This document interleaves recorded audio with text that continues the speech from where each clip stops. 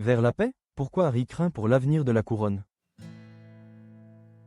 Le prince Harry face au dilemme de 2026, le rêve d'un retour sous condition? Le regard perdu vers l'horizon londonien, le prince Harry semble porter sur ses épaules tout le poids d'un héritage qu'il a tenté de fuir, mais qu'il rattrape inlassablement. En ce début d'année 2026, l'ambiance n'est pas aux réjouissances pour le duc de Sussex. Malgré l'apparente sérénité des engagements officiels, le fils cadet de Charles III semble tourmenté. Son récent passage au Haut-Commissariat du Canada à Londres, le 7 janvier, aux côtés de Meghan Markle, n'a pas trompé les observateurs les plus aguerris. Derrière le sourire de façade, Harry est ailleurs. Ses pensées sont ailleurs, elles sont de l'autre côté des grilles de Buckingham. La blessure est profonde et les cicatrices peinent à se refermer, selon plusieurs sources proches du palais. Le dernier face-à-face entre le souverain et son fils cadet remonterait à septembre 2025.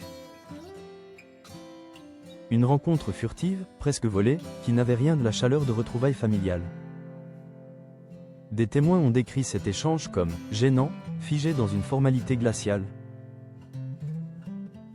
rappelant davantage une audience diplomatique qu'une discussion entre un père et son fils. Ce silence qui s'installe depuis lors n'a fait qu'accentuer le malaise d'un prince qui semble aujourd'hui chercher sa place dans un monde qu'il a lui-même contribué à ébranler. Pour comprendre l'amertume actuelle, il faut remonter au 13 janvier 2020. Ce jour-là, sous les plafonds imposants de Sandringham, le destin des Sussex se scellait lors d'un sommet historique. Harry, alors face à Élisabeth II, Charles et William, espérait une transition douce. La sentence fut pourtant sans appel. Le Mexit se ferait dans la douleur, privé de ses fonctions militaires, sa plus grande fierté, et de son rôle d'ambassadeur du Commonwealth. Le prince avait dû renoncer au fonds public pour conquérir une liberté qui, aujourd'hui, semble avoir un goût de cendre. En 2026, la donne a changé. Le vent de l'indépendance financière totale semble s'essouffler.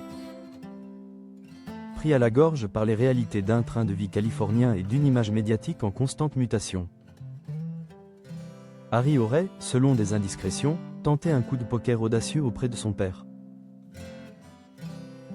Le prince Harry vient d'informer Charles III de son souhait de renégocier les termes de son exil. Sa proposition? Une formule inédite de « semi-détachement ». L'idée serait de permettre au couple Sussex de continuer à générer ses propres revenus tout en conservant leur prestigieux titre des Altesses royales et en assumant certaines responsabilités officielles. C'est un pari risqué. Si cette initiative aboutissait, elle transformerait la monarchie britannique telle que nous la connaissons depuis des siècles, créant un précédent de royauté à la carte.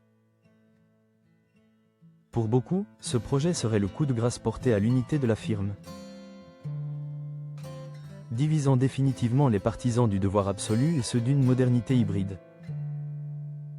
Dans son ouvrage L'héritage de Windsor, l'auteur Robert Jobson suggère que la défunte reine Élisabeth II aurait peut-être été plus clémente, comprenant le besoin de son petit-fils de trouver un équilibre à temps partiel. Mais Charles III, le monarque réformateur qui prône une royauté resserrée, est-il prêt à céder? Rien n'est moins sûr. Entre la loyauté envers son fils et la protection de l'institution, le roi est face à un choix cornélien.